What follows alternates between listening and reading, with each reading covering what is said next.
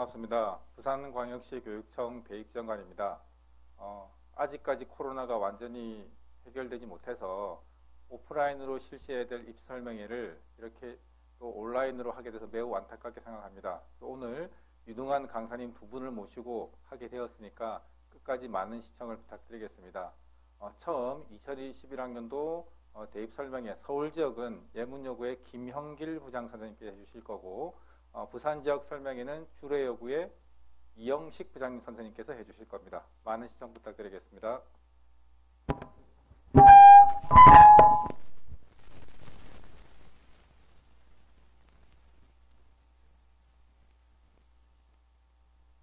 반갑습니다. 학부모님들. 네, 제가 앞서서 수도권 주요 대학을 기준으로 해서 2021학년도 대학에 대한 정보를 제공해 줄까 생각합니다. 목차는 대충 이렇고요. 올해 입시에 가장 큰 영향을 주는 요소 몇 가지 있는데요. 그 중에 가장 중요한 요소는 작년에 이어서 수능 응시생이 감소하고 있다는 것입니다. 실제 자료에 보시는 것처럼 수능 응시생은 작년에 비해서 올해 한 5만 명 정도가 작년에 줄었고요. 올해도 아마 4, 5만 명 이상 줄게 됩니다.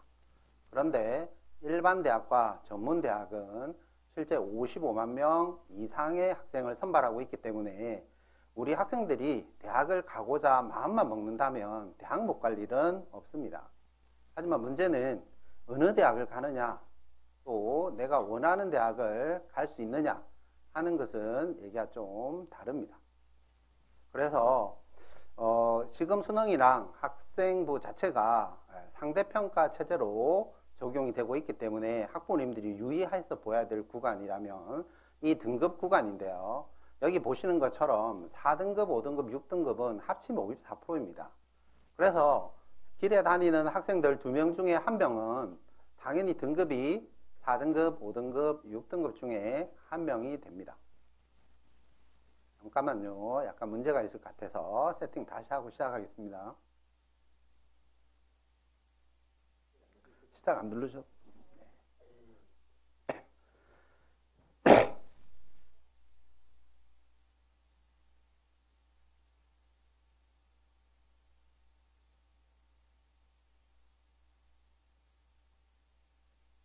반갑습니다. 부산광역시 교육청 배익지원관입니다. 코로나19로 인하여 아직까지 대면 상담이나 오프라인 설명을 하지 못하는 걸 매우 안타깝게 생각합니다. 저희는 대신으로 오늘은 아주 유능한 강사님 두 분을 모시고 2021학년도 고3들을 위한 대입 설명회를 진행하려고 합니다. 서울지역은 예문여고의 김형길 부장님을 모셨고, 부산지역은 주례여고의 이영식 부장님을 모셨습니다. 모쪼록 도움이 되는 설명이 되었으면 합니다. 감사합니다.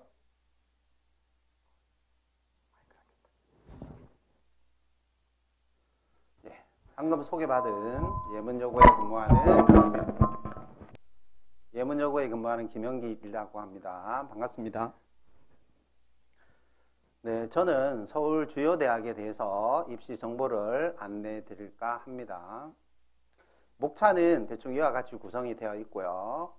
이제 올해 가장 중요한 입시 변수 요인 중 하나인 수능 응시생 감소에 대해서 잠깐 보시기 바랍니다. 작년에 이미 수능에 응시한 학생들은 재작년에 비해서 약 4만 8천 명 정도가 감소를 했습니다. 올해는 어떻게 될지 정확히 알 수 없지만 수능 응시생이 약 한 44만 명 정도, 작년에 이어서 역시 한 4만 명 정도는 줄어들 거라 생각을 하고요. 일반 대학과 전문 대학에 실제 선발하는 학생 숫자가 무려 한 55만 명인데 수능 응시생은 44만 명이기 때문에 우리 학생들 중에 본인이 대학을 가고자 하는 학생들이라면 대학 못 갈 일은 잘 없습니다. 하지만 원하는 대학이나 원하는 학과를 가기 위해서는 어쩔 수 없는 경쟁이 발생하는데요. 수능 응시생이 줄면 대학 가기는 아무래도 쉽고 경쟁률도 떨어지는 효과가 있지만 약간의 문제가 있습니다. 왜 문제가 있냐면 현재 수능과 일반적으로 학생부 교과 성적은 이 아래쪽 표에 있는 것처럼 상대평가의 체제로 진행이 되고 있습니다. 상대평가는 잘 아시는 것처럼 1등급부터 9등급까지가 있는데요. 이 등급은 이렇게 정규 분포 곡선을 그리고 있습니다. 잘 보시면 4등급과 5등급, 6등급을 합치면 이 비율이 무려 54%입니다. 그러니까 이걸 지금 시청하고 계시는 학부형님이나 아니면 학생들이 2명 중에 1명은 4등급 아니면 5등급 아니면 6등급에 해당한다는 겁니다. 그런데 어쨌든 좀 좋은 대학, 원하는 학과를 선택하기 위해서는 여기 있는 1등급, 2등급, 3등급 안에 들어야 되는데 이게 결코 상대평가에서는 쉽지 않다. 그래서 어쨌든 입시를 보는 관점은 3등급 안에 들 수 있느냐 없느냐가 상당히 중요하다라는 생각을 하시고요. 또 지금 내가 5등급인 학생, 100명 기준으로 한 40등, 50등 이렇게 하는 학생이 4등급 받는 거는 그렇게 어렵지 않습니다, 실제. 근데 4에서 3을 받을 때 보면 등수로는 17명 정도만 이렇게 밀어내면 자기가 3이 될 수 있지만 실제로 그 비율이 절반 가까이 되고요. 한 등급씩 더 올라가려고 하면 실제 학생 숫자를 절반 이상씩 밀어내야만 한 등급이 올라가기 때문에 상대평가에서는 3에서 2로 간다든지 2에서 1로 가는 게 매우 어렵다. 특히 학생 수가 줄면 우리 일반계 고등학교의 어떤 재학생들의 내신 교과 성적 자체가 상대평가로 적용되기 때문에 한 등급 올린다는 게 그렇게 생각보다 쉽지 않다라는 그런 감각을 가지고 있으면 좋겠습니다. 일단 등교 수업 한 지 일주일이 됐지만 실제 수시와 정시를 결정하고 하는 것은 1학기가 끝나고 나서 학생부와 수능 성적을 서로 비교를 해봐야 돼요. 근데 저는 이제 주로 저도 일반계 고등학교에 근무하기 때문에 일반계 고등학교 학생 입장에서 보면 대부분 부산시내에 있는 고등학교 학생들은 1학기가 끝나고 보면 학생부가 수능보다 더 잘 나오는 경우가 많습니다. 왜 그러냐면 수능을 치게 되면 좀 전에 제가 앞 슬라이드에서 보여드린 것처럼 재수생이 재학생의 약 3분의 1이 넘기 때문에 실제로 재학생들이 1등급, 2등급, 3등급 그 받기 어려운 상대평가의 등급을 받는다는 게 매우 어렵다는 겁니다. 그래서 상대적으로 학생부가 유리하기 때문에 일반계고 재학생이라면 당연히 학생부를 가능한 활용해서 대학을 진학하는 그런 전략이 절실히 필요하다고 볼 수 있습니다. 그 다음에 지금 3학년부터 적용되고 있는 교육과정이 새로운 교육과정입니다. 우리가 2015 교육과정이라고 하는데 학생 선택 교육과정에 적용을 받고 있습니다. 그래서 이런 그대로 학생이 원하면 자기가 진로와 관련된 여러 가지 교육과정의 교과목을 선택할 수 있지만 마냥 그렇게 자유로울 수가 없습니다. 제가 여기 소개되고 있는 자료는 사실 서울대 자료이긴 한데요. 이 기본적인 교과 이수의 과목들을 유심히 잘 보셔야 되는 게, 즉 내가 인문과정이라고 해서 사회만 주로 많이 하고 과학을 너무 적게 해도 안 돼요. 과학을 최소한 3과목은 해야 된다는 거. 물론 단위 학교에서는 이 기준에 맞춰서 학생들의 교육과정을 잘 짜고 있기 때문에 일반적인 재학생들은 그렇게 큰 문제가 되지 않습니다.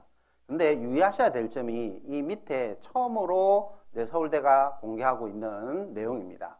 진로 희망에 따라 과학 투 과목 이수를 권장한다는 겁니다. 혹시나 서울대학을 비롯해서 주요 대학 지원을 희망하는 학생들 중에 학교의 교육과정이나 본인이 선택을 할 때 이게 과학 투 과목을 선택하지 않은 학생이라면 공동교육과정이나 여러 교육과정을 통해서 과학 투 과목 이수를 가능하면 할 수 있으면 하는 게 좋다라는 생각을 합니다. 다음 올해 달라진 점 중에 하나가 교육과정이 바뀌면서 수능도 출제 범위가 좀 달라졌습니다. 교과목 자체가 달라졌으니까.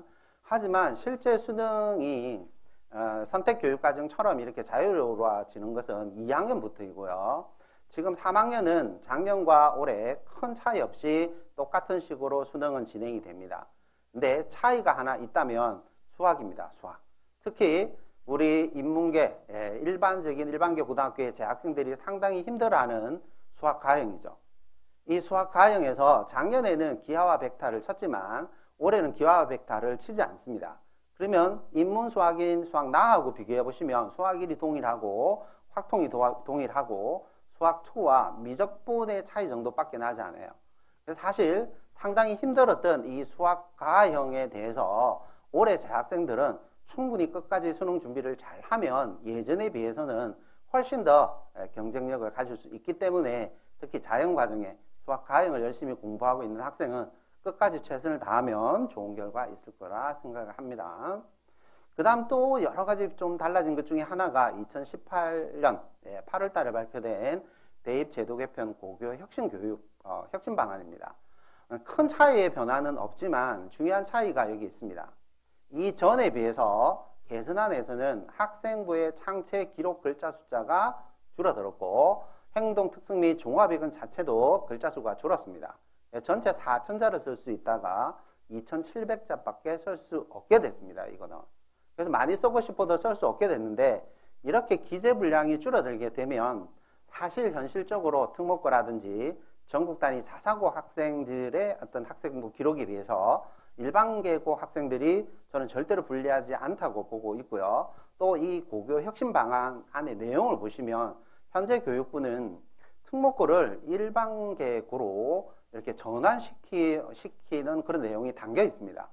요지는 특수한 목적을 가진 이런 고등학교에서 일반계고로 가능하면 강제로 바꿀 수는 없기 때문에 여러 제도를 통해서 일반고 학생들도 충분히 경쟁력을 가질 수 있게끔 이렇게 운영이 되고 있다고 보시면 됩니다. 또한 2019년도 작년이죠. 11월 28일에 여러 가지 좀 사회적인 문제에 의해서 나온 게 이 공정성 강화 방안이라는 제도입니다. 이게 이제 올해 적용될 예정에 있는데요. 가장 여러 안 중에 제가 한 슬라이드만 보여드리면 고교 정보를 블라인드 처리한다는 겁니다. 예전에는 여기 밑에 있는 것처럼 뭐 특목고나 뭐 이런 자사고에서 그 학교의 아주 특징적인 어떤 제도를 프로파일로 만들어서 대학에 제공했지만 올해부터는 이 고교 프로파일 자체가 제공이 안 될 예정입니다. 그럼 입사관들이 평가를 할 때 이 학생이 일반계고인지 뭐 특목고인지 자사고인지를 그렇게 쉽게 파악하기 어렵다는 겁니다. 그럼 일반계고 학생이 충분히 열심히 자기가 공부를 한 상태라면 얼마든지 경쟁력을 가지고 학생부 종합전형에 지원해 볼 수 있는 장점이 있다라고 보시면 될 것 같습니다. 그 다음 요즘 입시에 가장 크게 변화를 주고 있는 대학은 당연히 호랑이 보이시죠? 고려대입니다. 고려대가 왜 입시에 변화를 많이 줬느냐 하면 2017학년도까지는 논술을 무려 1000명이나 뽑았습니다. 그런데 2018학년도부터는 이 논술 전형을 이 고교 추천과 수시 일반 전체를 학생부 위주 전형으로 많이 뽑으려고 이 안을 발표를 해버린 겁니다. 그래서 일반계고 학생 입장에서 보면 논술 쉽지 않았는데 어쨌든 내가 학교에서 학생부 관리를 잘 하면 이 고대에 진학할 확률이 굉장히 높아지는 게 사실이란 얘기입니다. 특히 이 고대는 이제 전형에 변화를 주면서 고교 추천 전형을 전격적으로 만들면서 일반계 고등학교에서 고려대에 합격할 수 있는 그런 확률을 매우 높였다고 볼 수 있고요. 실제로 예전에 비해서 일반계고에서 고대에 합격한 학생 수가 분명히 많이 늘었습니다. 수도권 주요 대학을 목표로 하는 학생들이라면 보통 여기 제가 위에 써놓은 것처럼 약 그 학교에서 상위 4% 안에 드는 학생은 추천 전형을 받을 수 있습니다. 그래서 사실 4%라고 해도 요즘은 학생 수가 줄어서 200명이라 해도 8명밖에 안 되긴 하지만 그 안에 들게 열심히 공부한 학생은 이 추천의 기회를 받고 합격할 확률이 매우 높다라고 보시면 되고요. 이건 이제 경쟁률을 제가 보여주고 있는 겁니다. 첫 해에서부터 보여주는데 하나 잘 보셔야 될 건 뭐냐면 고대는 지원자가 추천하라고 하는 그 추천자가 실제로 전국에 있는 학생 수에 비해서 한 절반 정도, 보통 고대가 예상한 전국 학생의 4%는 19,000명이지만 실제 고대에 학초로 지원하는 학생들은 9,400명 정도밖에 안 됐어요, 첫 해. 근데 첫 해만 그런 게 아니라 둘째에는 보시면 9,300명, 그 다음에 작년에는 보시면 9,100명, 학생 수가 줄면서 지원할 수 있는 학생 수도 조금씩 계속 줄어간다는 겁니다. 그래서 학과에 따라서 경쟁률이 굉장히 낮은 경우가 많이 발생합니다. 그래서 상위 4% 하는 학생들 중에 학교생활 열심히 했다면 이런 학교장 추천 전형을 적극적으로 한번 고려해 보실 필요가 있다는 생각이 들고요. 문제는 이게 공짜로 갈 수는 없습니다. 경쟁률이 낮다고 해서 수능 최저를 꼭 염두에 두셔야 됩니다. 이거는 일반적인 학생들이라면 상당히 높은 수능 최저입니다. 인문계 학생은 무려 3개합 5를 받아야 됩니다. 제가 서두에 3등급 받기도 어렵다 했는데 1등급 하나에 2등급 2개나 받아야 되기 때문에 3개합 5가 상당히 쉽지 않습니다. 하지만 제가 지금 설명하는 고대는 상위 4% 학생 수준이기 때문에 일반계고 학생들이라도 공부를 잘하는 학생들이 수능을 놓지 않고 끝까지 열심히 한다면, 즉 수능 최저가 나온다면 이 수능 최저를 활용해서 학교 추천을 받아서 가는 것도 상당히 좋고요. 자연과정 학생은 아무래도 수학과형이나 과탐의 부담이 있기 때문에 세계합 6등급 정도 받아야 한다. 이걸 기억하시고 끝까지 수능을 함께 가지고 가는 학생한테는 도움이 많이 될 겁니다. 근데 학생들 중에 정말 이걸 열심히 해도 잘 안 되는 학생이라면 요 밑에 학생부 종합전형 계열 적합형이 올해 이제 새로 신설이 되는데 이건 수능 최저가 없습니다. 수능 최저가 없기 때문에 정말 수능이 안 된다면 계열 적합성으로도 충분히 지원해 볼 수 있습니다. 때로는 이제 뭐 기회균 등이라고 해서 가정 형편이 어렵다든지 여러 가지 특별 전형에 해당하는 학생 역시 수능 최저 없이 지원할 수 있는 기회도 있다라고 보시면 되고요. 곧 이제 3학년 1학기가 중간 기말이 치고 나면 이제 성적이 나오고 나면 학교정 추천을 하게 됩니다. 좀 전에 얘기한 것처럼 고대로부터 다양한 대학들이 학교정 추천 전형이 있는데 올해 특별히 새로 생기는 대학이 연세대학입니다. 연세대학은 고대와 달리 상위 3% 학생입니다. 3학년 재학생 수에 200명이면 6등 안에 드는 학생인데 고대와 달리 장점이라면 이 전형은 수능 최저가 없다는 겁니다. 그래서 수능이 약한 학생이라면 연세대학 면접형을 적극 지원해 볼 수 있고요. 나머지 대학들도 수도권 대학 중에는 수능 최저 없는 대학도 많이 있다라고 보시면 됩니다. 고대가 우리나라 입시에 왜 큰 영향을 줬느냐 하면 요 얘기입니다. 특히 학종에 영향을 많이 줬습니다. 고대는 원래 융합형 인재로 500명밖에 뽑지를 않았던 대학이었어요. 근데 논술을 없애면서 그 인원이 학생부 위주 전형으로 오면서 한 해에 걸쳐서 2,300명을 뽑게 됩니다. 학종을. 1년 사이에 여기 있는 것처럼 약 1,800명이나 많은 학생을 한꺼번에 선발하게 됩니다. 문제는 이때까지 수도권 주요 대학들이 2017학년도에는 10,000명을 뽑고 있었는데 2018학년도로 보면 13,000명이 돼요. 1년 사이에 3,000명이 넘는 학생을 더 많이 뽑게 된 거예요. 굉장히 큰 비율로 한꺼번에 늘고요. 이 늘어난 비율이 올해도 유지가 됩니다. 내년은 좀 달라지지만 올해까지는 유지가 된다는 겁니다. 실제 학생부 종합전형을 준비하는 학생들, 특히 지방학생들 입장에서도 이 3,000명은 적은 숫자가 아닙니다. 일반계고 전국의 숫자가 한 1,500개 정도라고 해도 단순히 보면 한 학교당 2명 정도는 더 많이 수도권 주요 대학에 합격한다는 겁니다.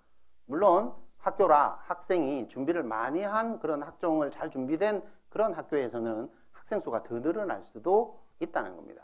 그래서 일반계고 재학생 학생 중에 수도권 대학을 목표로 했을 때 학종 준비를 열심히 한 학생들은 이 학종으로 합격할 가능성이 굉장히 증가하게 됐다. 그 영향을 준 게 고대입니다. 왜냐하면 고대가 1,800명 늘었지만은 고대가 늘린다는 소문을 듣고 다른 대학들도 이렇게 조금씩 다 늘려버린 겁니다. 그래서 굉장히 많이 늘어나 있는 상태가 다행이라면 다행이라고 할 수 있지만 올해까지 유지가 된다라고 보시면 될 것 같고요. 학부 형님들이나 또는 학생들도 꼭 가보셔야 될 사이트는 교육부가 운영하는 이 대입정보포탈 어디가라는 사이트입니다. 그래서 꼭 한번 가보시고 본인 성적을 넣어서 성적 분석 가능하고요. 한 7월달 정도부터는 본인이 입력한 성적에 따라서 각 대학별 성적을 분석해 줍니다. 환산점 기준으로. 그래서 내가 지원하려는 대학 전형 학과가 내가 가진 성적으로 충분하냐 모자라냐 이런 걸 쉽게 판단할 수 있고요. 또 요 대입정보센터에 보시면 대학별 입시 정보에 학생부 종합전형이란 메뉴가 있습니다. 이 메뉴는 학생부 종합전형을 준비하는 학생들은 꼭 가보시면 굉장히 도움을 많이 받을 수 있습니다. 그 대표적인 예를 하나 보여드리면 이 대학은 가천대인 것 같은데요. 서울시립대군요. 시립대 면접평가가 어떻게 진행되는지 요약이 굉장히 잘 되어 있습니다. 이게 몇 분 동안 시행을 하고 있고 면접의 예시들은 어떤 게 있고 주요 평가 요소는 뭐고 어떻게 된다는지 이런 게 나와 있다는 겁니다. 왜 이게 좋으냐면 제가 시립대 걸 가지고 온 이유가 시립대가 그 전에와 2020학년도에 면접 방법이 바뀌었습니다. 바뀐 걸 모르고 준비를 하는 것보다 여기 가서 자기 지원할 대학에 정확한 어떤 면접의 유형이나 이런 걸 알고 준비하시면 도움을 많이 받을 수 있다. 그런 얘기이고요. 또 요 사이트에서 대학 학과 검색하면 굉장히 편합니다. 예를 들어서 심리학과 이걸 검색해 보면 전국에 있는 심리학과들을 다 검색할 수 있고요. 좋은 점은 여기에 2019학년도 입시 결과 곧 2020학년도로 업그레이드가 될 겁니다. 그러면 편하게 각 대학을 확인하지 않고도요. 여기를 눌러보시면 대학이 제공하는 평균이나 또는 80% 커트라인 정도가 어느 정도로 형성되는지를 충분히 다 알 수 있기 때문에 상당히 도움이 많은 잘 되는 그런 사이트이고요. 작년에는 이제 서울대, 연대나 이런 주요 대학들 학종 전형에서는 성적을 잘 공개하지 않기도 했어요. 근데 올해는 아마도 작년보다는 훨씬 더 많은 대학이 정보 공개를 할 예정에 있기 때문에 꼭 확인을 해보시면 좋겠습니다. 그 다음에 요걸 제가 보여드리는 건 이건 사실 정시액입니다. 정시액이긴 한데 이걸 보여드리는 이유는 대략적인 감각이 있어야 됩니다. 왜냐하면 대학의 어떤 수능 체제가 아까 제가 고대 보여드렸지만 고대 인문이 세계합 5등급을 해야 되는데 그 세계합 5등급이 정말 높은 거냐, 그죠? 2등급, 2등급, 1등급 받으면 정말 이게 높으냐? 우리가 그냥 일반계열 재학생 입장에서 봤을 때 그것도 굉장히 쉽지 않다라고 하지만 실제 정시 모집에서 고려대학을 가기 위해서는 얼마큼 공부를 해야 되느냐? 국어, 수학, 탐구의 평균 100분위가 97%가 나와야 됩니다. 그 얘기는 1등급이 다 나와도 재수 없으면 떨어진다는 겁니다. 정시에 비해서는 수시가 굉장히 유리합니다. 엄청나게 유리하다.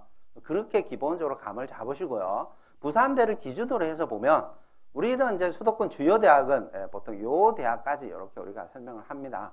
제가 이걸 뭐 대학을 서열화하고자 해서 하는 건 아니지만 어쩔 수 없이 대학은 이 서열화되어서 점수에 맞춰서 갈 수밖에 없는 안타까움이 있는데 부산대학하고 비교를 해보시면 부산대학은 인문과정 학생들이 평균 2등급 정도, 2등급, 하나 3 정도 되면 인문계 학생이 정시로 갈 수 있다. 이 정도 생각하시면 되는데 수도권 대학들은 그렇지 않습니다. 거의 다 2등급이 최소한 나와야 합니다. 93% 정도. 2등급에 하나 1등급 정도는 해야 수도권 대학으로 정시를 갈 수 있다. 제가 오늘 설명드릴 게 주로 중경외시까지 이렇게 설명을 드릴 건데요. 이런 대학들은 거의 2등급 3개, 최소한 1등급 하나 정도는 나와야 되는 그런 대학이라서 정시로 가기는 굉장히 어렵다. 그리고 나중에 수능 체제를 보실 때 그거랑 비교를 해봐라는 겁니다. 실제로 이런 대학을 가려고 하면 최소한 세계합 5가 나와야 합니다. 세계합 5가 나오지 않으면 갈 수 없습니다. 그런데 수능 체제가 그렇게 무조건 높으냐? 그렇지 않다라는 걸 보여주기 위한 것이고요. 자연과정은 조금 쉽습니다. 자연과정은 부산대학이 3등급만 나오면 갈 수 있고요. 수도권 대학도 한 2등급 정도 나오면 갈 수 있는데 이게 뭐 좀 백분위적으로 좀 편하다고 생각될 수 있는 이유는 아까 말씀드린 수학 가형이 굉장히 어렵습니다. 어렵고 응시하는 학생 수가 적기 때문에 백분위가 잘 안 나온다고 보시면 되고 어쩔 수 없이 자연계는 스카이 위에 의대가 자리를 잡고 있습니다. 이 뽑는 인원이 충분하기 때문에 이 정도 라인이 된다. 그럼 수도권에 정시로 가려면 어떻게 되느냐? 평균 2는 나와야 된다는 얘기입니다. 그러니까 최소한 세계합 6은 나와야 갈 수 있고 세계합 6이 아니라 4개합 8이 나와야 됩니다. 쉽게 얘기하면. 그래서 수능 체제와 이걸 맞춰보실 때 도움이 좀 되라고 안내를 해드리는 것이고요. 올해 입시의 일반적인 특징은 여러 말들이 많지만 올해도 작년과 사실은 큰 변화 없습니다. 수시 여전히 77% 많이 뽑고 있고요. 정시는 23% 뽑고 있습니다. 제가 서두에 슬라이드 보여드렸는데 수능 위주 전형 뽑는 인원을 한번 보시면 7만 명이에요. 근데 지금 재수생이 작년 같은 경우에 몇 만이 쳤느냐? 13만 명이 넘는 학생이 치고 있습니다. 재수생이 13만 명. 재수생은 아시는 것처럼 작년에 했던 공부를 올해 또 하는 겁니다. 2번, 3번씩 하고 있는 학생들이라 수능의 특성상 반복 학습을 하면 절대적으로 유리한 면이 많습니다. 그래서 일반적으로 재학생들이 내신 관리하면서 학교활동하면서 수능 준비해서 정시로 간다는 건 정말 쉽지 않다는 거예요. 뽑는 인원 자체가 적다.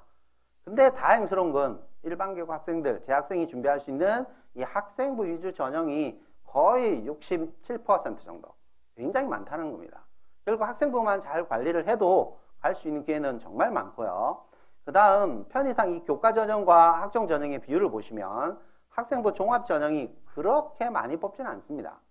전국적인 비율로 보면. 하지만 제가 지금 시간에 설명드릴 수도권 주요 대학은 얘기가 좀 다릅니다.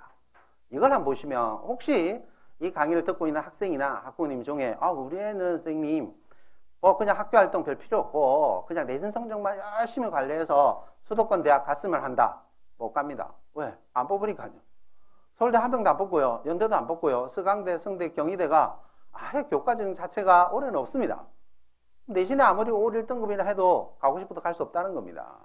내신만 좋다고 갈 수 없다. 그리고 뽑는 인원은 전부 다 합쳐봤자 3,000명밖에 안 됩니다. 근데 이 학생부 종합전형, 서울대나 연대 같은 경우에는 서울대는 100% 종합만 가지고 뽑습니다. 그 뽑는 인원이 무려 15,000명이라는 얘기입니다. 교과에 비해서 몇 배나 많은 인원을 학종으로 뽑기 때문에 서로 우리 학생이 학교 활동이 좀 부족하다 해도 지금이라도 학종에 눈을 좀 돌려야 됩니다. 6개 다 교과로 쓰기에는 부담이 많기 때문에 뽑는 인원도 적고, 좀 이따 제가 보여드리겠지만 이런 대학들의 내신 성적이 굉장히 높아야 됩니다. 근데 아직 중간 기말이 남아있다가 혹시나 우리 학생이 결실을 한다든지 앞으로는 보장은 없잖아요.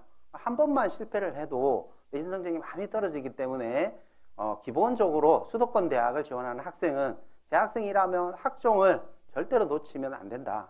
교과로 지원을 목표로 하는 학생도 남아있는 기간 충분히 학종 준비를 어느 정도 할 수 있는 만큼 하셔서 같이 이렇게 섞어서 지원하는 게 더 바람직하지 않나 그런 생각하고요. 왜 교과 전형이 엄청 많으냐 하면, 이건 부산 지역은 다음 시간에 자세히 설명하겠지만 우리 지역은 보시면 교과가 학종의 몇 배나 많습니다. 지방이 다 이렇기 때문에 수도권 주요 대학을 제외하면 교과 전형이 학종의 거의 2배 정도 많이 뽑게 되는 이유입니다. 하지만 우리 지역도 사실 종합이 안 중요한 건 아니에요. 종합은 장점이 있습니다. 왜냐하면 동일한 대학에 합격하는 학생이 교과로 지원했을 때보다는 어쨌든 동일 대학, 동일 학과에 합격하는 학생의 내신 성적이 교과보다는 학종이 어쨌든 여유가 있습니다. 0.5에서 1등급 정도 여유가 있기 때문에 학종을 준비하는 학생이 상당히 유리한 면이 많을 거다. 그 얘기를 해드리고 싶고요. 일반적인 특징은 작년과 올해는 크게 달라지는 게 없습니다. 한국사 얘기를 수도권을 지원할 학생들이기 때문에 부산대 이상이죠. 어떻게 보면 부산대 이상을 지원하려는 이런 학생들 입장에서 한국사를 꼭 유의하셔야 됩니다. 뭐로? 원점수로요. 원점수로 생각하셔야 되는 게 수능 체제를 보통 3에서 4등급을 걸고 있습니다. 4등급은 사실 30점만 받으면 됩니다. 이거는. 그러면 이론적으로는 50점 만점 중에 반만 맞추고 25점 중에 5점, 25점은 겐또 치면 그냥 5점 나옵니다. 합치면 30점입니다. 근데 4등급이 웬만하면 다 나올 것 같지만 문제가 있습니다. 왜 문제가 있느냐 하면 학생들이 한국사에 분량이 많아서 준비가 그렇게 만만치 않습니다. 지금 알던 것을 수능 칠 때까지 그대로 가져가는 학생이 많습니다. 물론 지금 40점, 50점 만점 받는 학생은 별 걱정이 안 되지만 한국사 원점수 자체가 30점을 왔다 갔다 하는 이런 학생들, 주요 대학 나오는 학생들은 좀 준비를 잘 하실 필요가 있습니다. 한국사의 어떤 등급 비율은 난이도에 따라서 차이가 많기 때문에 꼭 확인을 하시고요. 그 다음 요즘 입시에 가장 큰 영향을 주는 거, 학생 수보다도 제가 이렇게 나름 연구를 해보고 이렇게 하면 학생 수나 다른 변수보다 가장 큰 변수는 어디 있느냐? 영어에 있습니다. 영어는 2018학년도부터 이렇게 절대평가로 바뀌어서 표준 점수와 100분의 1 주지 않습니다. 이거는 정말 국가가 일반계고 재학생 입장한테 준 절호의 기회입니다. 절호의 기회. 정말 좋은 기회인데 안타까운 거 뭐냐면 우리 학교 학생도 그런데 이게 절대평가로 바뀌고 반영비율이 약간씩 줄었다고 해서 학생들이 공부를 열심히 하지 않습니다. 정말 공부를 안 해요. 그래서 재작년에 영어가 굉장히 수능이 어렵게 나오는데 평가 원장님이 나와서 발표할 때 뭐라고 했느냐면 본인들은 그렇게 어렵게 낸 것 같지 않은데 학생들이 너무 공부를 안 해서 이게 점수가 잘 안 나왔대. 이렇게 진짜 발표를 했습니다. 제가 지켜봐도 사실입니다. 예전에 비해서 그렇게 학생들이 영어 공부를 열심히 하지 않습니다. 그런데 일반계고 재학생이라면 제가 볼 땐 영어 공부 정말 열심히 하셔야 됩니다. 수도권 주요 대학을 갈 학생은 말할 것도 없겠지만 영어를 열심히 하면 당연히 수능 최저 맞추기가 굉장히 좋기 때문입니다. 그 예를 보시면 이게 상대평가할 때 2015학년도의 영어입니다. 이땐 정말 영어 좀 쉽게 나왔죠. 영어 90점 받으면 몇 등급이 나오냐면 3등급이 나왔습니다. 영어를 80점 받으면 4등급 나왔고요. 70점을 받으면 상대평가에서 5등급이 나왔습니다. 상대평가라는 건 어쩔 수 없이 비율대로 잘라가야 되기 때문에 상당히 등급 받기 어려웠어요. 영어에. 특히 우리나라의 외고생을 비롯해서 영어 잘하는 학생이 얼마나 많습니까? 정말 어려웠는데 지금은 안 그렇다는 얘기예요. 나만 90점 받으면 무조건 3이 아니라 1을 받을 수 있고 80점이면 다른 어떤 변수를 무시하고 내가 2등급 받을 수 있다는 겁니다. 실제 수능에서 영어는 아까 제가 얘기한 수학, 가영, 지금 이 방송도 자연과정 학생이 많이 듣지만 수학, 가영을 원점수로 80점 받으면 몇 등급 정도 나올 것 같습니까? 4등급 나오는 경우가 허다합니다. 4가. 3등급은 정말 어쩌다가 나오는 것이고 대부분 80점을 받으면 수능에서 4등급이 막 뜹니다. 하지만 영어는 80점 받으면 무조건 2등급이 뜬다는 겁니다. 그러면 이거는 정말 일반계고 재학생 입장에서는 수능 체제 맞추기 정말 좋다. 그러니까 영어 공부 열심히 해두면 진짜 구애하지 않는다. 거꾸로 이게 절대평가로 바뀌었지만 일반계고 학생이라면 정말 열심히 해야 된다. 영어도 난이도에 따라서 비율 차이가 상당히 많습니다. 작년에는 이제 그 중간점, 첫 해와 두 번째와 중간점 나와 있는데 어쨌든 내가 90점만 받으면 1등급 받을 수 있다. 80점이 4가 아니라 2가 나올 수 있다. 최저 맞추기 좋다. 영어 공부 열심히 해야 되고요. 이게 수능 체제만 문제가 있는 게 아니라 정시에도 사실은 영향을 미칩니다. 제 학생 입장에서는 정시 준비하기 어렵지만 이렇게 제가 노란색 칠해놓은 이런 대학들은 만약에 영어가 2등급이 뜨면 지원할 때 상당히 부담이 됩니다. 사실 정시에서는 원점수 1점, 표점 1점, 2점이 정말 중요한데 몇 점씩 감점을 당하게 되면 지원할 수 있는 대학 자체의 풀이 달라질 수 있기 때문에 영어 공부 끝까지 열심히 하셔야 된다. 얘기해드리고요. 부산 지역은 다음 선생님께서 열심히 설명해 줄 것 같고요. 그 다음에 이제 3학년 입장에서는 이미 그거에 다 결정이 되어 있습니다. 모집 요강도 원래는 4월 말이지만 올해는 5월 중순에 모집 요강이 이미 발표되어 있기 때문에 모집 요강 참고하셔서 보시면 되고요. 그 다음에 꼭 어머님들이 기억하셔야 될 게 요 선행학습 역량평가라는 겁니다. 이건 법적으로 전국의 모든 대학이 3월 말까지 홈페이지에 공개를 이미 해놓고 있습니다. 이거는 뭐냐면 대학에서 실시한 대학별 고사입니다. 면접이나 논술을 시행한 대학은 모두 그 문항을 분석해서 홈페이지에 공지를 해놓는다는 겁니다. 예를 들어 우리 학생이 어느 대학 지원하고 싶은데 이 대학의 면접을 본다. 어떤 식으로 보고 어떻게 평가하는지 궁금하시다면 대학 홈페이지 가서 이 선행학습 역량평가 결과를 꼭 다운받아서 확인해 보시면 도움이 돼요. 예를 들면 이런 겁니다. 이 대학을 지원하는데 이 대학에는 뭐가 있는지 하면 1분 자기소개가 있습니다. 근데 자기소개를 해야 하는 게 있는데도 그걸 모르고 간 학생과 자기소개가 있는 걸 알고 미리 준비해서 간 학생은 정말 차이가 많이 날 수 있기 때문에 확인해 보시면 도움이 되고요. 그 다음 이 방송을 듣고 있는 학부모님 중에서 저소득 학생이 있을 수 있습니다. 물론 우리 지역에서도 농어촌, 저 기장 쪽은 농어촌 학생들이 있을 수 있는데 이런 고른기의 학생이라면 특히 저소득은 요즘은 개인정보 보호 때문에 제가 담임이라도 우리 반 학생이 누가 저소득인지 알 수 없습니다. 그래서 반드시 지금 고3은 담임선생님한테 얘기를 해야 됩니다. 보통 학생이 하기 어렵다면 학부모님이 전화를 하셔가지고 우리 집안에 이런 사정에 의해서 국가로부터 지원을 받는 그런 저소득 가정이라는 걸 안내를 하면 분명히 그렇지 않은 일반적인 학생보다는 유리하게 대학 갈 수 있는 기회가 있기 때문에 꼭 얘기를 하시고요. 이런 저소득 말고도 다양한 특별전형에 해당자들이 있을 수 있습니다. 예를 들어서 자녀가 4명인 학생 꼭 얘기를 해야 됩니다. 3명만 되어도 다자녀를 할 수 있지만 4명인 자녀는 또 4명인 자녀 전형을 실시하는 대학도 있기 때문에 훨씬 유리할 수 있고요.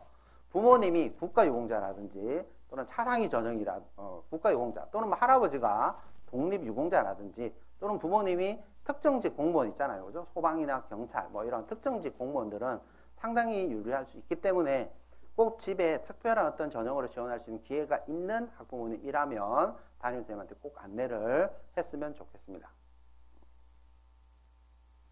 그 다음 올해 입시가 이게 코로나 사태에 의해서 좀 밀렸습니다. 좀 밀렸지만 어쨌든 뭐 전국에 있는 학생이 똑같이 밀리기 때문에 뭐 큰 차이는 없습니다.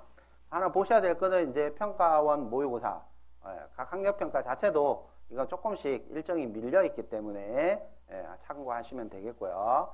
5월 21일 날 목요일 한번 쳤고요. 또 6월 18일 날 있고 6월 상당히 중요합니다.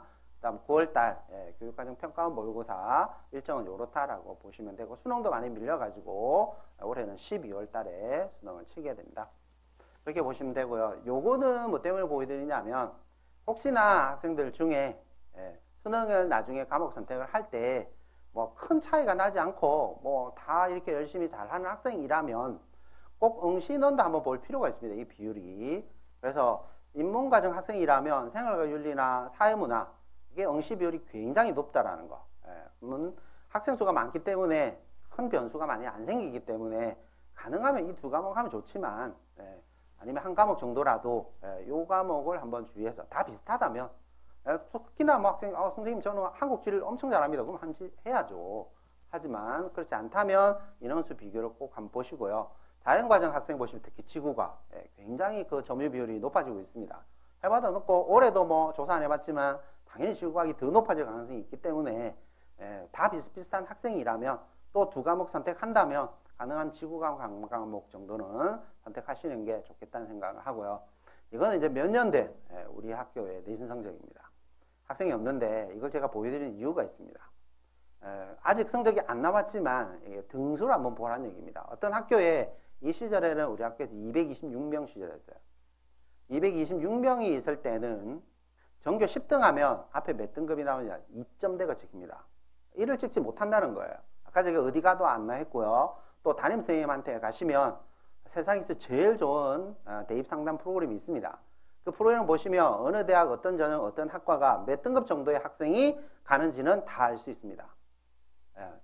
성적에 보면 다 알 수 있는데 그럼 나는 도대체 몇 등급 정도 나을까? 이런 걸 예측할 때 보시라는 얘기입니다. 전교에 10등 하면 앞에 1은 찍을 수 없다. 제가 좀 이따 성적도 보여드리겠지만 1은 못 찍고 2를 찍는다. 전교 20등 하면 3등급에 가까워진다. 이거는 이제 220명이 있을 때의 성적이에요. 지금은 더 줄어가지고 우리 인문과정이 이것보다도 올해는 더 적죠. 근데 150명 정도 되면 전교 학생이 이게 2점대 안이 전교 6등으로 줍니다. 전교 20등 하면 앞에 3이 찍혀버리고요. 30등 하면 거의 3점대 후반이 나와버립니다. 좋은 내신 받는 학생이 굉장히 적다라는 거. 숫자가. 감각적으로 한번 보시라는 의미이고요.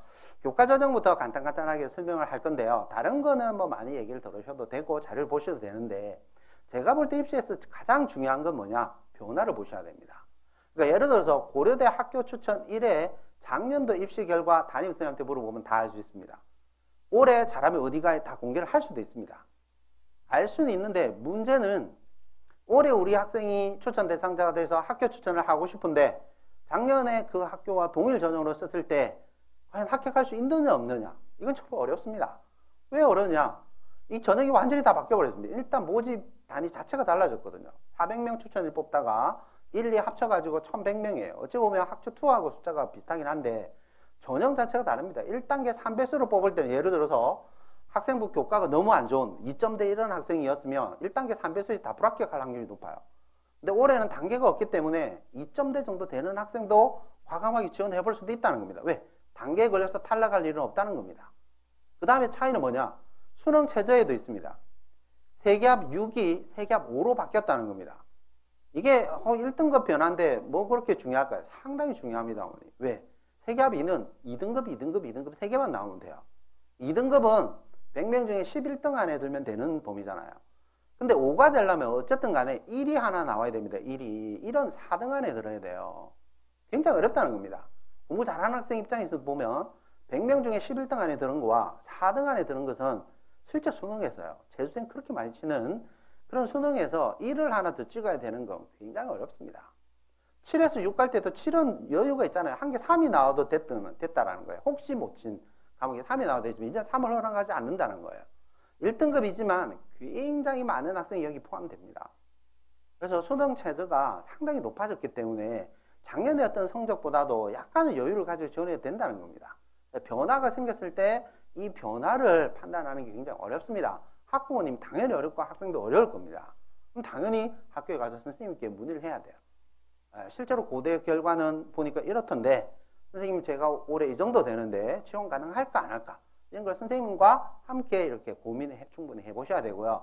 이렇게 큰 변화 없는 대학은 작년 결과를 참고해서 썼어도 크게 무리는 없습니다. 예를 보면 아까 얘기했죠. 이 주요 대학은 교과 전형이 별로 없습니다. 교과 전형이 별로 없는데 한양대 우리나라에서 어떻게 보면 평균 성적이 가장 높은 대학입니다. 왜냐? 좀 전에 보여드린 것처럼 고대는 수능 최저가 있어요. 한양대는 수능 최저가 없기 때문에요. 여기 한번 보시겠습니까?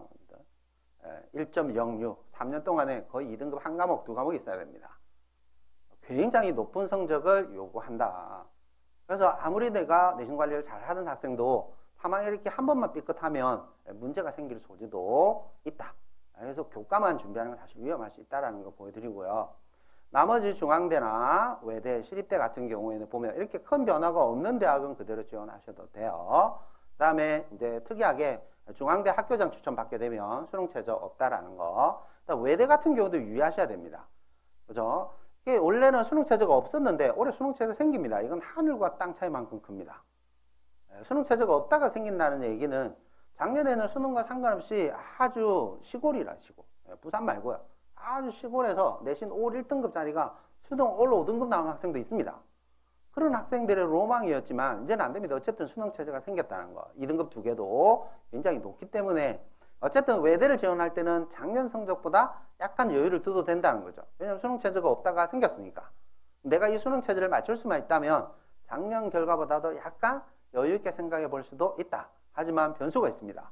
학생 수가 줄었기 때문에 학과에 따라 학생 수가 줄면 경쟁률이 높아지기 때문에 또 변수가 있어요. 여러 변수가 있기 때문에 꼭 담임선생님하고 지원하기 전에 상담을 많이 해보시기 바랍니다. 실제 중앙대가 올해 결과 발표를 했습니다. 했는데 그 라인을 보여드리면 이 교과저정은 수능 최저가 있어요. 수능 최저가 있는데도 불구하고 거의 1.5에서 1.6 전교 등수로 따지면 몇 등 해야 됩니다. 몇 등 해야 되는 이런 좀 어려움이 있습니다. 학과에 따라 차이는 있지만 자연과정 학생도 별반 다르지 않습니다. 거의 1.5에서 1.6 범위를 뭐 아래 위로 이렇게 왔다 갔다 하고 있는 이 정도 수준이 돼야 됩니다. 교과전형 지원하면 현실적으로 전교에서 몇 등 해야 된다는 겁니다. 몇 등 안에 들어야 됩니다. 학교장 추천 전형 이건 한번 보시면 훨씬 더 높습니다. 1.3에서 1.4로 제가 친 게 아니라 중앙대에서 노란 줄 쳐놓은 겁니다. 이 정도 지원한다는 겁니다. 이건 수능 최저가 없기 때문에 그래서 좀 생각해 보셔야 될 거는 뭐냐면 내가 만약에 중앙대 수능 최저를 맞출 수 있는 세교육 수준이 된다면 꼭 학교장 추천을 받는 게 유리하냐? 그렇지 않을 수 있다는 겁니다. 학교장 추천은 수능 최저가 없기 때문에 내신 성적이 일반적으로 훨씬 더 좋아야 됩니다.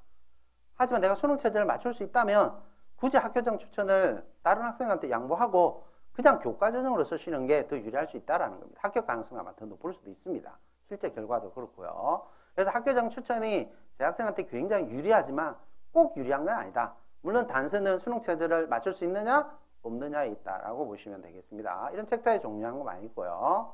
학종 얘기를 조금 해드릴까 합니다. 수도권 주요 대학. 제가 생각하는 수도권 주요 대학의 학종인데요. 설명하고자 하면 시간이 너무 많이 걸릴 것 같은데요. 제가 밀고 있는 말인데 잘 안 밀립니다. 학종은 단연하면 공부 잘할 학생을 뽑습니다. 말이 좀 어려운데요.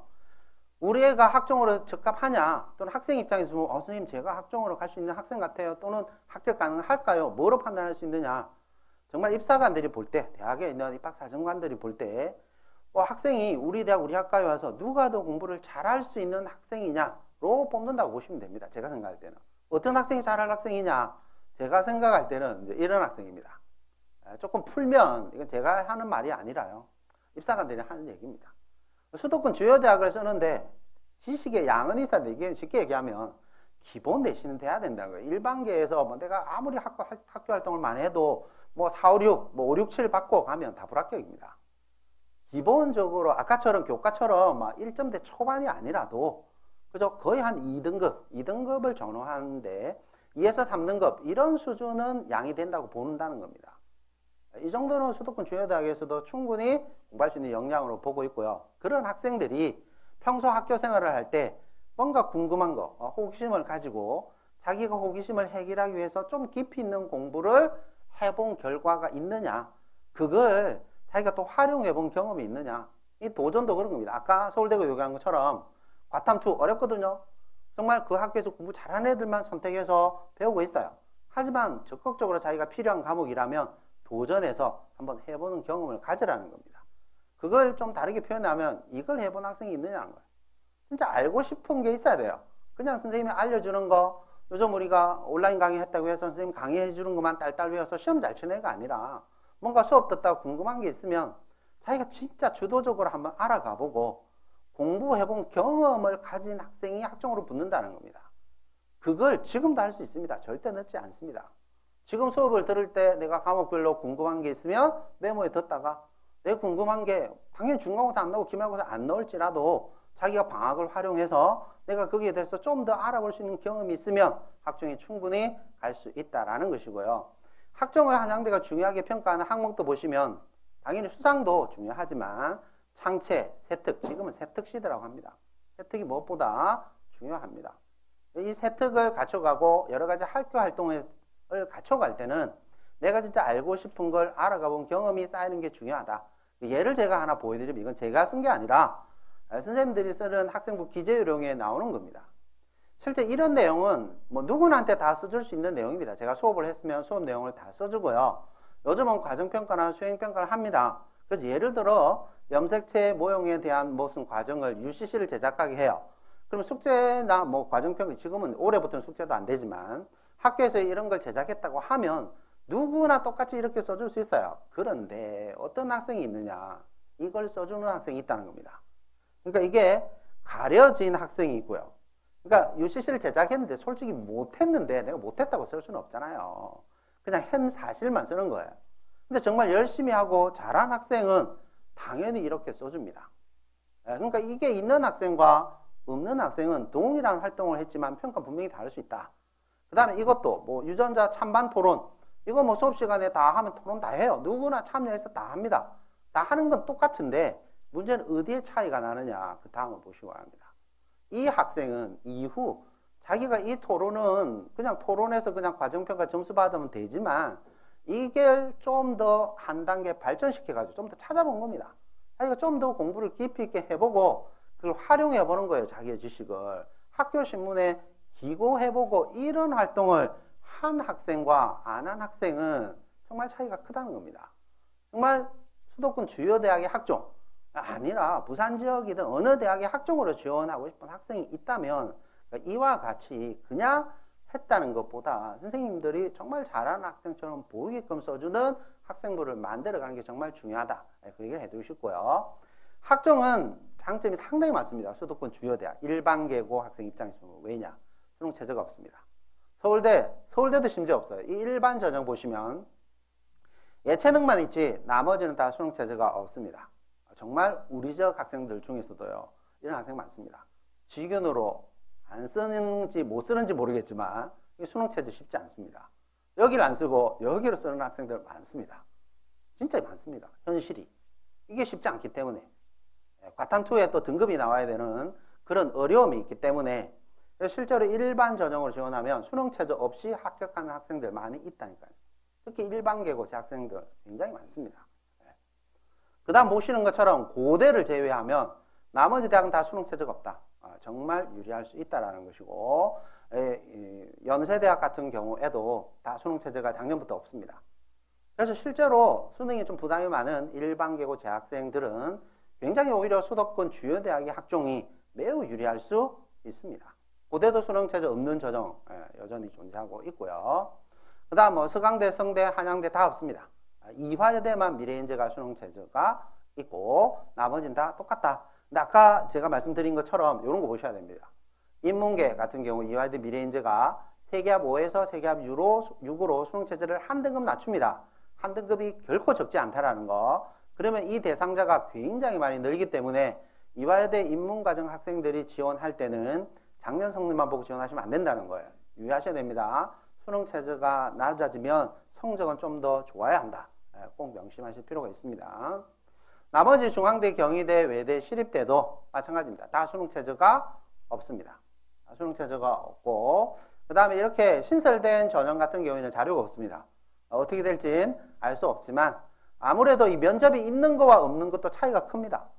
당연히 면접이 있는 이 전형의 성적이 당연히 좀 낮을 수밖에 없습니다. 학생들 귀찮아합니다. 면접이 있으면. 또 하지만 면접이 있으면 분명히 성적이 낮아지는데 이건 단계가 있다는 겁니다. 단계가 있다 없냐, 이 차이 또 다른 변수가 됩니다. 성적이 좀 안 좋은 학생이 1단계 3배수 안에 들지 못하면 그냥 불합격인데 요거는 된다는 겁니다. 요거는. 왜냐하면 외대 쓴 애가 경희대, 중앙대, 한양대 다른 대학도 쓴다는 겁니다. 여러 개 쓰게 되면 충원 합격이 또 그만큼 많이 발생할 수 있다는 겁니다. 내가 3배수 안에 못 들어도. 그런 변수도 있기 때문에 정말 어렵습니다. 이렇게. 전형이 분리되어서 새로 만들어지게 되면 어느 정도 합격선이 잡힐지 어렵기 때문에 이런 건 반드시 담임선생님하고 꼭 상담해서 본인에게 좀 유리한 대학, 1단계 3배수를 통과할 만한 성적이라 판단이 되면 이쪽, 아니면 어쩔 수 없이 이쪽을 해야 돼요. 또 면접도 강한지 안 강한지 이걸 판단해야 되겠죠. 솔직히 우리 동네에서는 부담이 많다니까 서울까지 가서 면접 봐야 되는데 면접 있는 게 그렇게 썩 내키지 않을 수도 있습니다. 참고해서 보시면 되겠고요. 다음 요거는 자소서 얘기를 좀 해드릴까 합니다. 아직은 쓰려고 여유가 잘 없겠지만 자소서인데, 자소서는 당연히 왜 받느냐, 학생부에 충분히 나타나지 않는 나만의 특성을 보고자 하는 거예요, 이 대학들은. 왜냐하면 학생부 글자 수가 줄어가지고 예전처럼 뭐 많은 걸 무조건 다 쓸 수 없기 때문에 그걸 보고자 하는데, 꼭 제가 드리고 싶은 거 뭐냐, 아로리를 가 보셔야 됩니다. 아로리. 서울대가 운영하는 학종 홈페이지입니다. 여기에 다른 건 놔두고요, 다른 것도 좋은 거 많습니다. 보셔도 되지만 꼭 참여 마당을 가보셔야 됩니다. 이걸 클릭해 보시면 여기 3개 학과에 각 학과별 3명씩 A, B, C 학생별로, 그러니까 9명이죠. 1년에 9명씩 여기 관연도 보기를 하면 1호는 이상이 없더라고요. 6년치가 더 있습니다. 그러면 거의 60편에 가까운 그런 우리나라에서 가장 잘 쓴 자소서를 공짜로 볼 수 있습니다. 뺏기란 얘기가 아니고요, 쓰기 전에 반드시 이걸 좀 참고해라는 얘기입니다. 자소서를 도대체 어떻게 쓰는 게 맞는 거냐. 이게 없이 그냥 쓰면 특히 남학생들 정말 힘들어합니다. 특히 자소서 1번부터 정말 괴로워해요. 그래서 틀을 좀 보시라는 겁니다. 도대체 뭘 쓰는 거냐, 뭘 요구하느냐. 여기 이제 작년부터 특이하게 이게 학업 노력 및 학습 경험을 붙여놓고 뭐를 보여주느냐, 여기 합격한 학생의 학생부를 좀 보여줍니다. 선생님들이 어떻게 했는지 서울대 붙을만 한 것처럼 보입니다. 보시면 전부 다 선생님이 창의적인 면모를 보이고 능력도 좋고, 그냥 참여한 게 아니라 적극적으로 하잖아요. 그냥 푸는 게 아니라 열정을 가지고 풀고요. 이런 말이 필요하다는 얘기입니다. 수도권 주요 대학의 학종으로 가려면 친구들의 설명도 해주고요. 이런 게 필요한데, 그 다음에 실제 자소서를 어떻게 쓰는지 틀을 한번 보시고 합니다. 틀은 간단해요. 제가 얘기한 것처럼 수업입니다. 수업을 벗어나시면 안 돼요. 수업 시간에 수행평가할 때 수업 시간에 의문, 궁금한 게 있어야 됩니다. 좋은 대학 가려면. 의문이 있고 그 의문을 해결해서 자기가 발표를 한 거예요. 수업 시간에 한 겁니다. 칭찬도 받았대요. 그런데 그걸 뭐 해야 돼요? 좀 더 심화시켜서 좀 더 의미 있는 활동을 해봤다는 겁니다. 이걸 바탕으로 해서 내가 무슨 프로젝트, 그죠? 요즘 뭐 학교에서 주제 탐구나 학생 자율 탐구 활동 이런 걸 많이 하거든요. 그거 할 때 이 활동을 한 겁니다. 그러니까 내가 좀 궁금한 게 있어서 그걸 제대로 좀 알아가 본 경험이 있고, 그 다음부터 이 학생은 이런 배움이 신문부 활동에서 기사 작성 시 이게 도움이 됐다는 걸 쓴 거예요. 활용이 된다는 겁니다. 활용. 학교에서 제가 생각할 때 활용 쉬운 게 뭐냐? 멘토링이죠.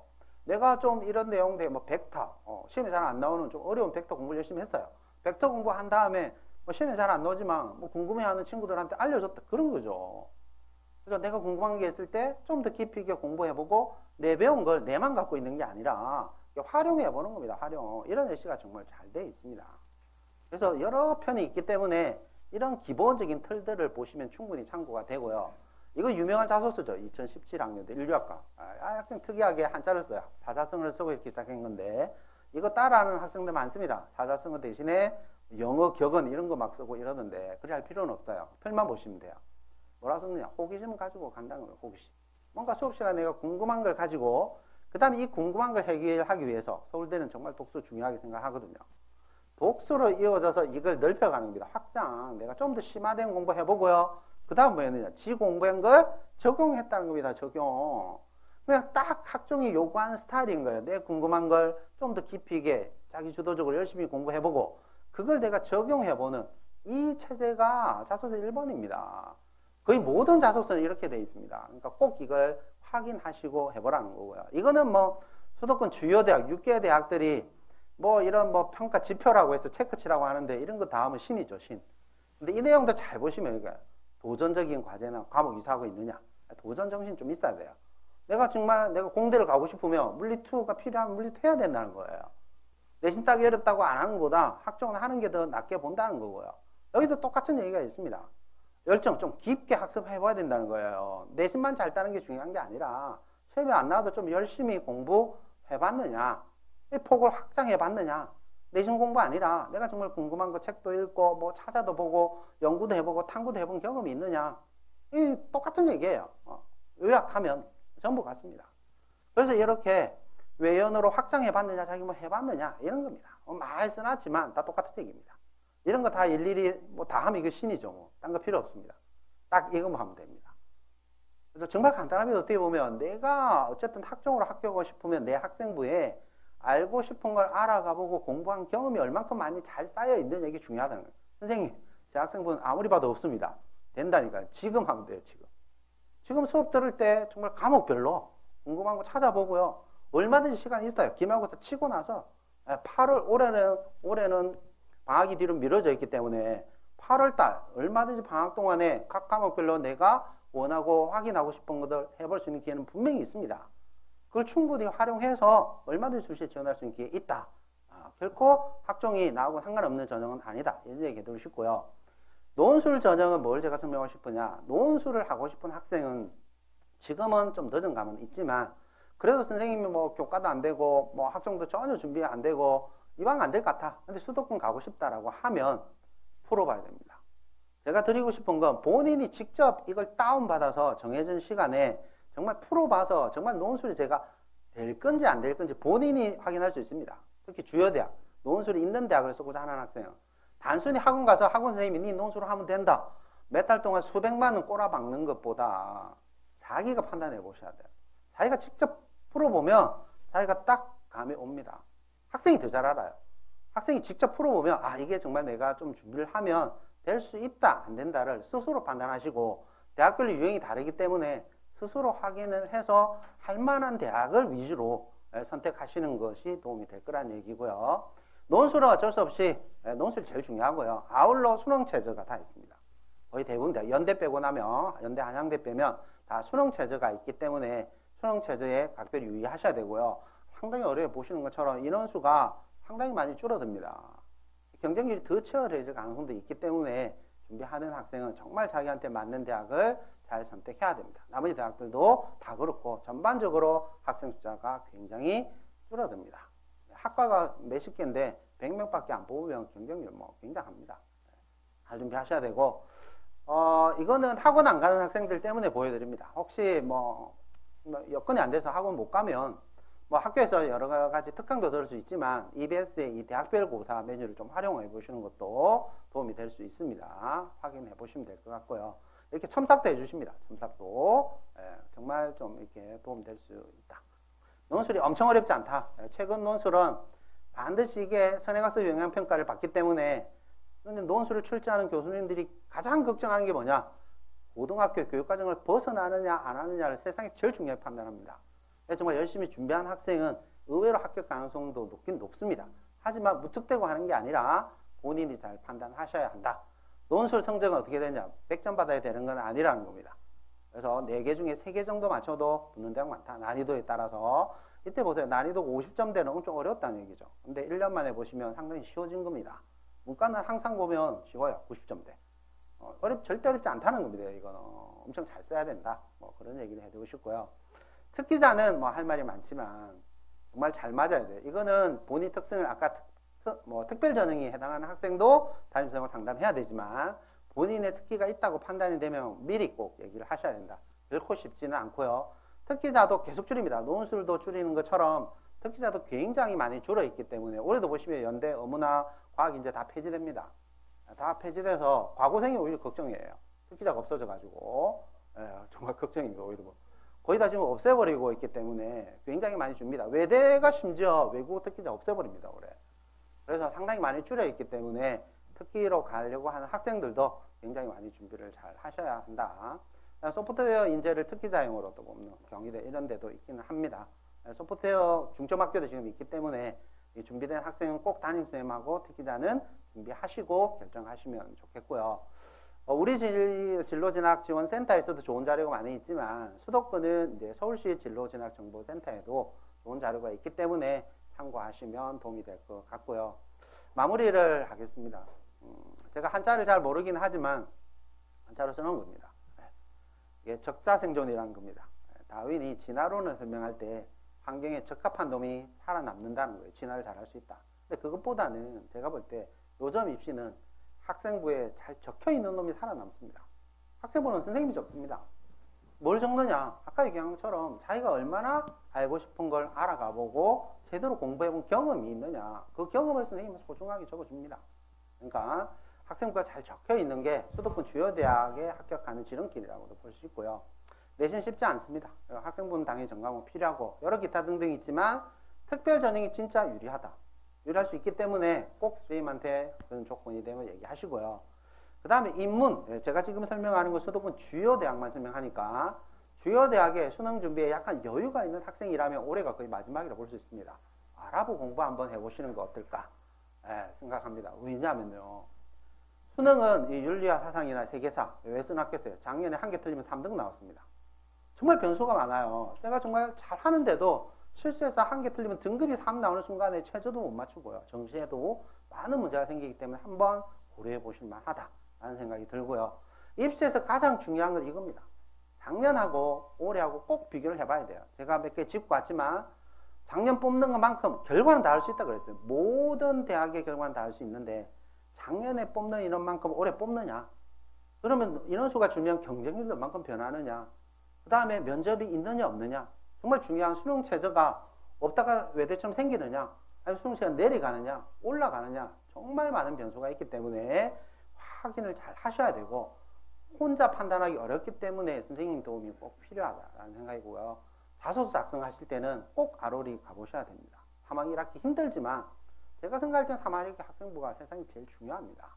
교과도 잘 관리해야 되지만 비교과도 할 수 있는 한 최선을 다해서 관리를 잘 해둬야 정말 학종이 요구하는 대학에 와서 공부 잘할 학생, 정말 발전 가능한 학생으로 보입니다. 어렵지만 학교에서 일어나는 행사가 혹시라도 이제 개최되는 그런 날이 온다면 적극 참여하시고 봉사활동 어렵지만 대신 독선 충분히 할 시간도 있잖아요. 그죠? 이런 활동들 잘 관리하셔서 학종 준비 열심히 잘 하시면 좋겠다는 생각합니다. 어쨌든 수고 많으셨고요.